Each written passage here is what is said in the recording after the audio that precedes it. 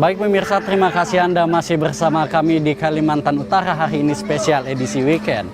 Dan seperti apa yang saya janjikan tadi pemirsa, seperti yang Anda lihat di belakang saya ataupun di hadapan Anda saat ini sedang diadakan latihan bersama berbagai komunitas yang diselenggarakan di Agatis pada hari ini.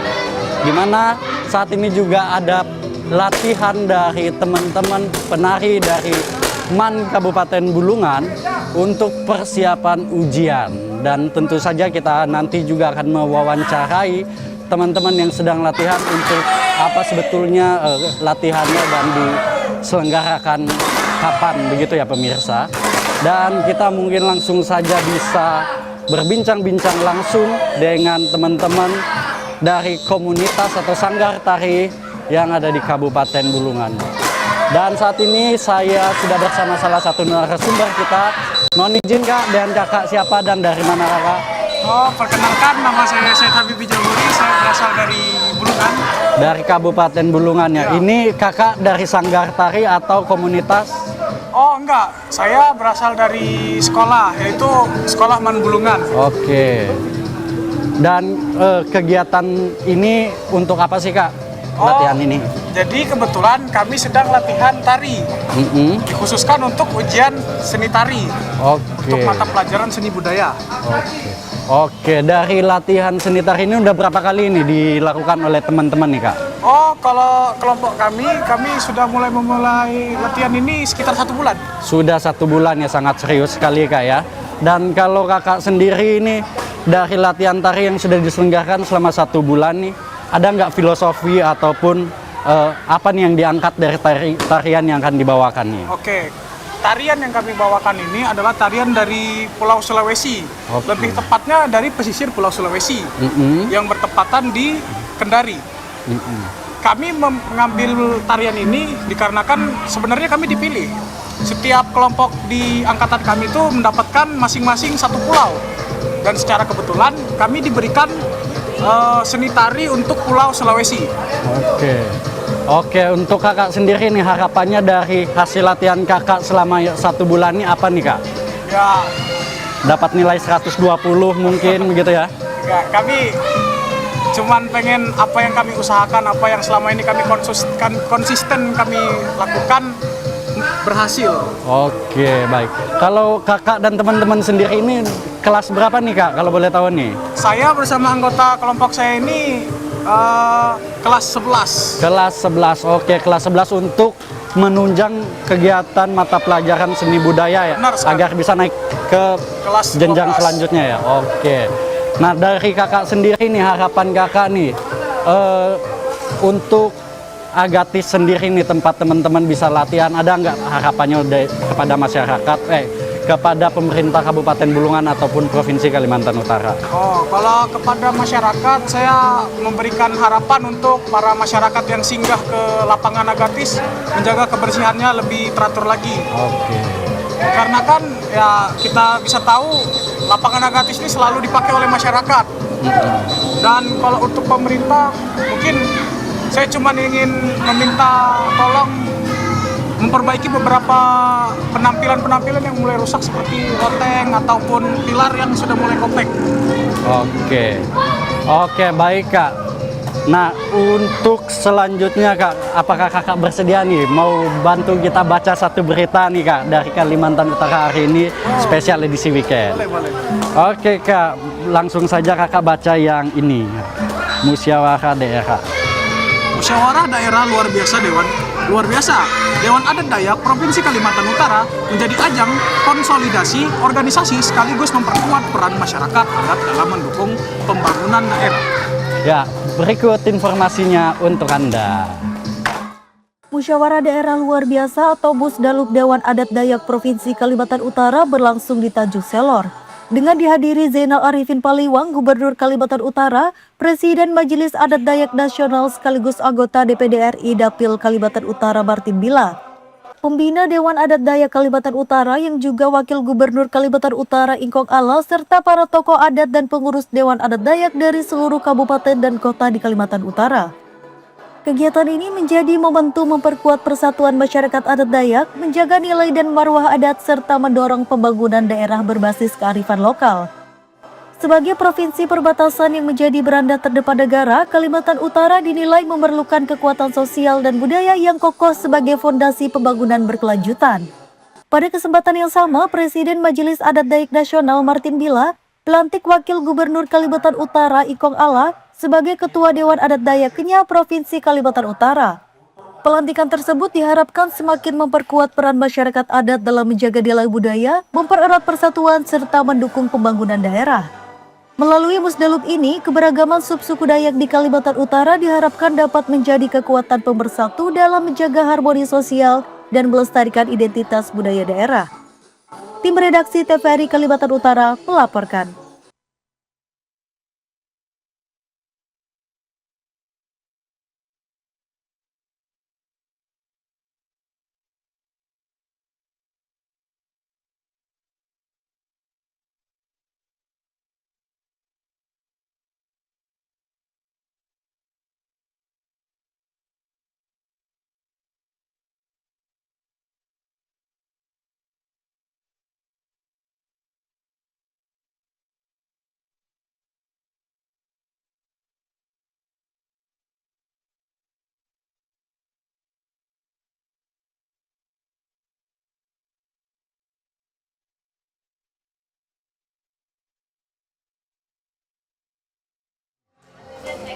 Baik pemirsa, terima kasih Anda masih bersama dengan kami.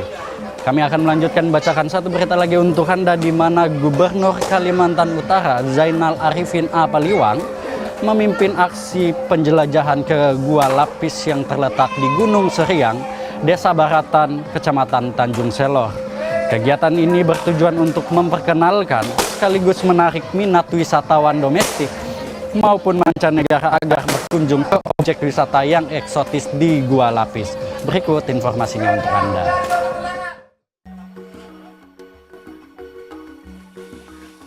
Gua Lapis dikenal memiliki pesona alam yang memukau dengan hamparan stalaktit dan stalagmit yang menghiasi area dalam gua.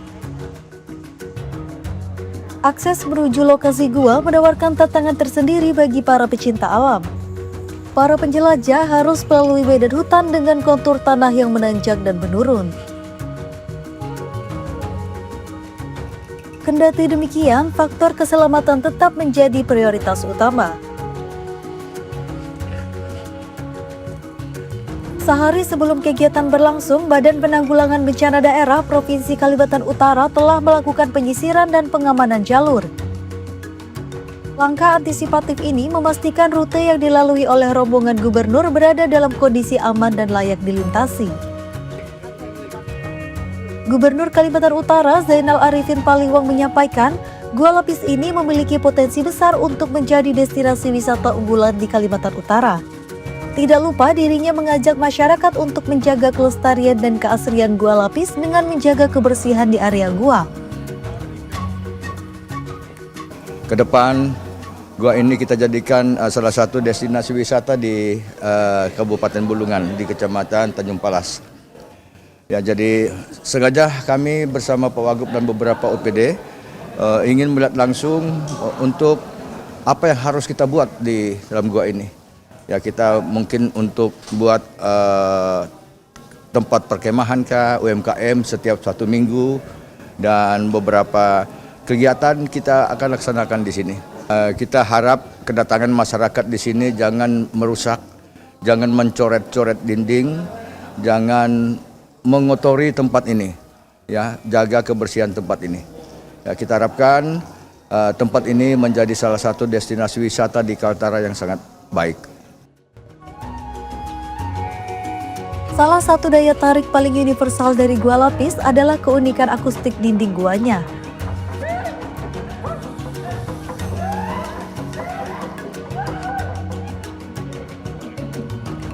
Stalaktit yang menggantung di langit-langit gua dapat mengeluarkan pantulan bunyi yang indah dan bernada ritmis layaknya jantung utang, alat musik tradisional suku Dayak yang terbuat dari kayu. Sensasi petualangan ini turut dirasakan oleh Manda, salah seorang anggota komunitas trail run yang ikut dalam rombongan. Dirinya mengaku sangat menikmati perjalanan yang dinilai penuh tantangan namun tetap menyenangkan. Medannya hari ini cukup menantang dan menanjak sekali, jadi terkesan ada perjuangannya sedikit. setelah masuk ya senang banget bisa lihat tanah yang bertumpuk gitu ya, berlapis-lapis, ada batu, ada tanah, pembekuan tanah yang sehingga membentuk suatu bentuk-bentuk yang unik, jadi kami bisa menikmati itu. Melalui kegiatan penjelajahan ini, pemerintah Provinsi Kalimantan Utara berharap dapat memberikan kesan mendalam serta keseruan yang positif bagi para peserta. Diharapkan dengan penjelajahan ini mampu mengemas Gua Lapis Gunung Seriang menjadi salah satu magnet pariwisata baru yang mendongkrak sektor ekonomi kreatif di bumi Benuanta.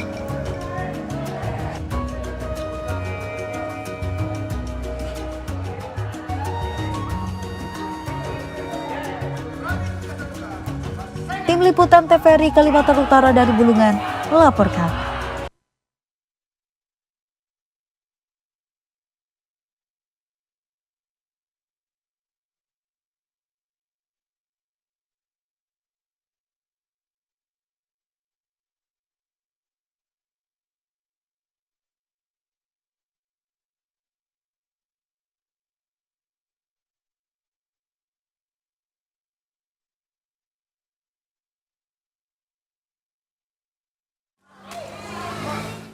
Baik pemirsa, terima kasih Anda masih bersama dan kami di Kalimantan Utara. Hari ini spesial edisi weekend.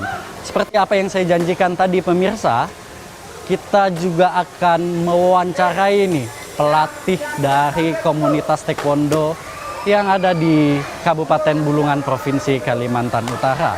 Tanpa panjang lebar, saat ini sekarang saya berada tepat di samping dari pelatih taekwondo yang ada di Kabupaten Bulungan. Mohon izin Bang, dengan siapa? Dengan Yogus. Bang Yogus ya. Izin Bang Yogus, ini komunitas apa nih Bang Yogus? Ini komunitas cabang olahraga taekwondo. Taekwondo yang ada di ini mencakup satu kabupaten aja apa gimana nih Bang? Ini mencakup suatu kabupaten Bulungan. Oke, apakah kegiatan latihan hari ini diselenggarakan secara rutin di Agatis Bang? Latihan kita rutin setiap hari, satu minggu itu ada 6 kali. 6 kali Bang ya. Berarti apakah dalam waktu dekat nih dari Abang sendiri ada kegiatan ataupun turnamen nih di taekwondo di Kabupaten Bulungan ataupun provinsi yang akan diikuti? Dalam waktu dekat ini kita ada turnamen kan, di Kabupaten Malinau, sekitaran bulan Juni kalau. Oke. Jadi persiapan kita di turnamen bulan Juni nanti di Malinau. Oke, persiapan untuk bulan Juni di Kabupaten Malinau Bang ya. Oke, dari komunitas yang Abang kelola sendiri ini Bang, dari usia berapa sampai usia berapa sih yang bisa dijangkau? Usia anak-anak dari sekitaran dari usia 5 tahun hingga sampai usia 25 tahun ke atas. Oke, usia 5 tahun sampai 25 tahun Bang ya. Kalau sekarang nih ada berapa nih yang dilatih Bang dari Abang sendiri? Untuk sekarang total keseluruhan anak didik itu sekitaran ada 300-an lebih. Oke, 300-an lebih Bang ya. Lebih. Luar biasa. Berarti apakah juga sudah pernah mengikuti turnamen nih yang ada di sini Bang? Secara keseluruhan semuanya sudah pernah. Oke. Pernah juara juga Bang? Pernah juara.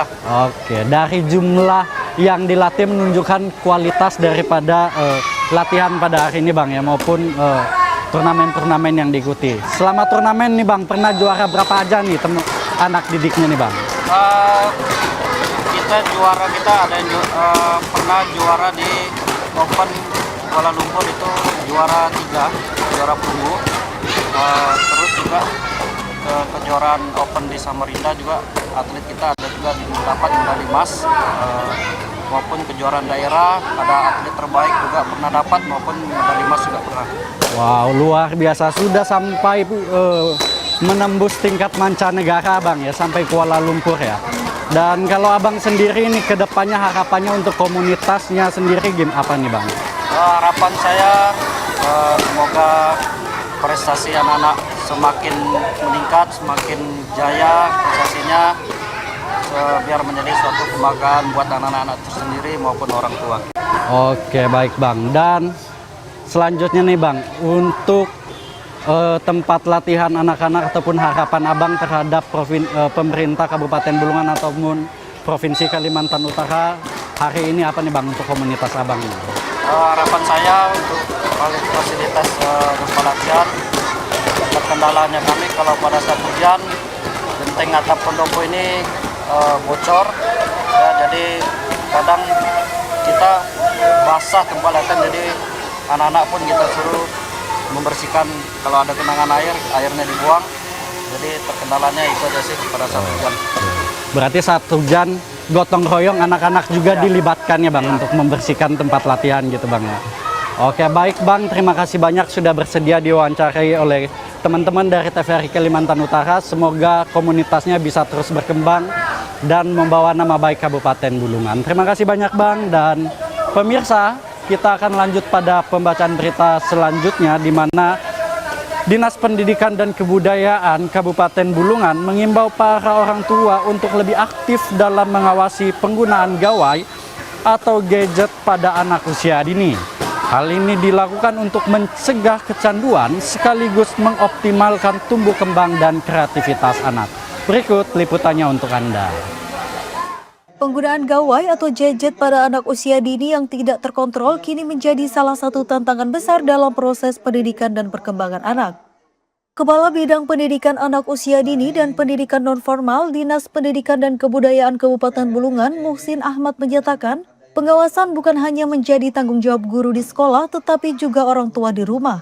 Pasalnya, waktu anak berada di rumah jauh lebih lama dibandingkan waktu belajar mereka di taman kanak-kanak yang hanya berkisar sekitar 3 jam. Anak-anak di rumah juga disediakan media untuk bermain, ya, disediakan media untuk bermain, ya bukan hanya mainan yang membuat anak-anak itu bosan, tapi anak-anak ini juga harus disediakan mainan yang penuh tantangan terhadap anak-anak, sehingga anak-anak ini termotivasi untuk menggunakan alat permainan yang tersedia itu, baik itu di rumah, begitu juga di sekolah. Nah, kalau di sekolah kan kita sudah menyediakan berbagai alat permainan edukatif, baik di halaman atau di luar ruangan maupun yang ada di dalam ruangan. Untuk meminimalisir penggunaan gawai yang berlebihan, orang tua diimbau untuk menyediakan media bermain yang bersifat edukatif di rumah. Permainan edukatif ini diharapkan mampu menstimulus kecerdasan dan kreativitas anak. Dengan adanya mainan yang penuh tantangan namun tetap menyenangkan, anak-anak akan termotivasi untuk terus belajar dan bermain secara fisik sehingga dapat mengalihkan perhatian mereka dari layar gawai. Tim Liputan TVRI Kalimantan Utara dari Bulungan melaporkan.